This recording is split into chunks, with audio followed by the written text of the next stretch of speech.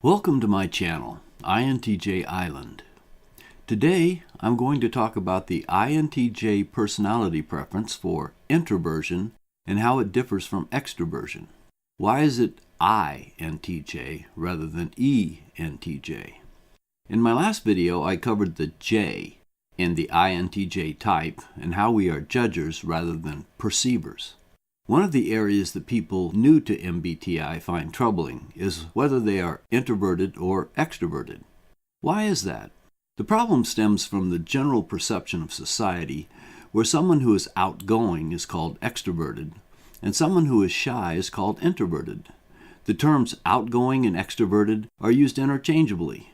The terms shy and introverted are also considered synonyms. Fire engines are red. But many things that are red are not fire engines. The red color indicates danger and makes a fire engine easier to identify, so you can respond correctly when you see one on its way to put out a fire. The red color is there because it is a fire engine. The fire engine is not there because it is red. Socrates pointed out this sort of distinction in the Platonic dialogue called Euthyphro.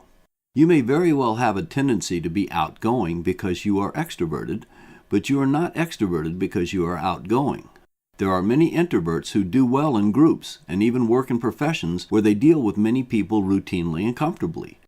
You may be shy if you are introverted, but you are not introverted because you are shy. Extroverts can be shy as well. So, if being shy or outgoing doesn't tell you whether you are introverted or extroverted, what's the deal? How can you know for sure? It is based on your emotional energy. The inner power level for your mind is altered by the amount of socialization you have. If you are in a group of people, your emotional power level will change.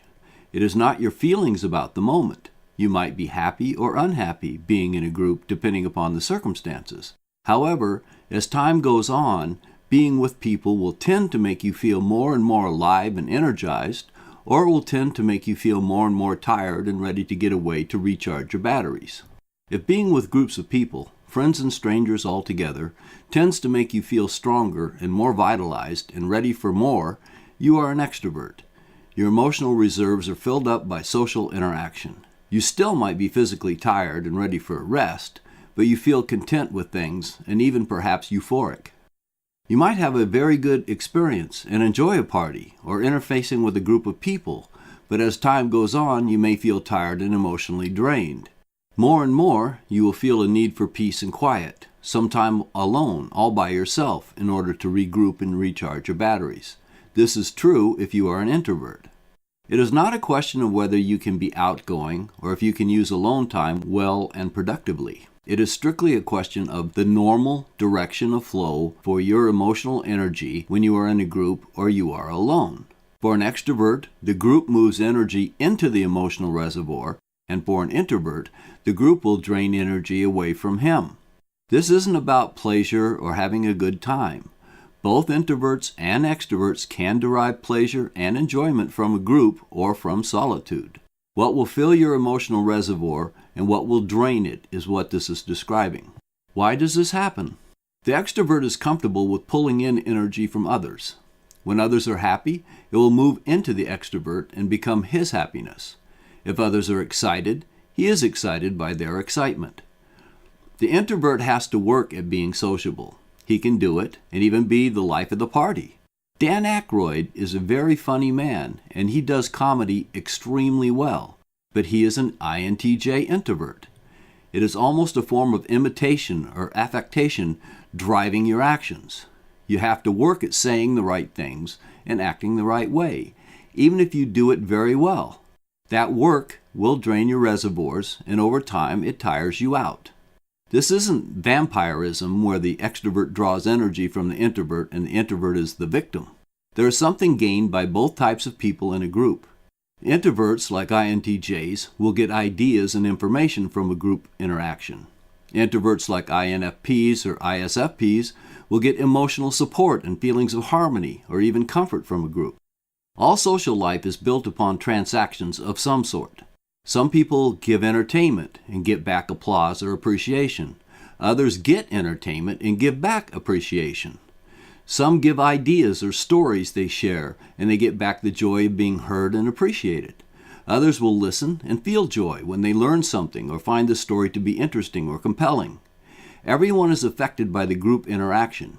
Each person is unique in what he contributes and what he takes away.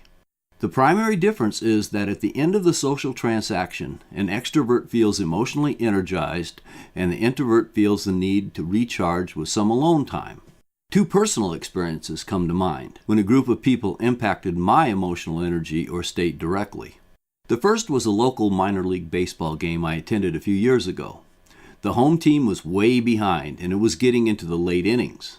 Suddenly, the home batters were getting on base and scoring runs, and the audience came alive.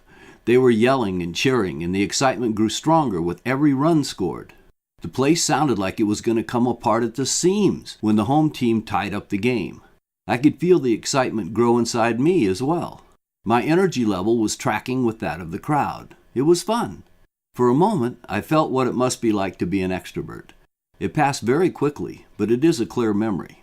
The second memory I want to share was of something that happened a few years before that baseball game when I was bowling in an evening men's league in Gresham, Oregon, a suburb of Portland. I got on a roll and had knocked out 9 strikes the first 9 frames. I needed 3 more for a perfect 300 game. I lined up my shot on the first ball for the 10th frame and I nailed a strike. What I wasn't expecting was the fact that most of the guys from the league had noticed my score and they had collected in a group behind me. And when all the pins fell, I was struck from behind with a loud cheer. It hit me like a hammer, and suddenly it was no longer myself and the pins in the alley. I had to deal with people, too. I will never know if they had not shown up, whether I would have gotten my 300 or not, because the next ball left some pins standing, and the dream was over for that game. The crowd dissipated, and I ended up with something like a 283 score. It was good enough to get the high game scratch at the end of the league, but it wasn't a perfect game. It was a very odd sensation which I have thought about repeatedly since then. It was nice that the guys cared about my doing well, but it added a negative aspect where I couldn't focus the same way I had up to that point. It is similar to why I can only do my best mental work when I have quiet and solitude.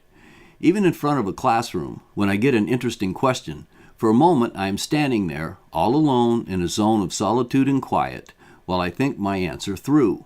It is as if I were transported to another place just for a moment so I can think. As a side note, over the years I have discovered I can react very badly when I'm in that zone, if someone interrupts me. Not in a classroom, because I have very strong mental barriers up where I never get angry or rude with students. But when I'm working or trying to answer someone in private and I have to go into the zone for a bit, if I am yanked out of it before I am ready, I will often react with anger. It may be silent anger where I merely glare at the offending party, or if he is demanding a response without patience, I can snap off something harsh. When I am deep in thought, I don't handle interruptions well at all. You might wonder how I can maintain emotional control from interruptions with a class of students when I have trouble in other settings.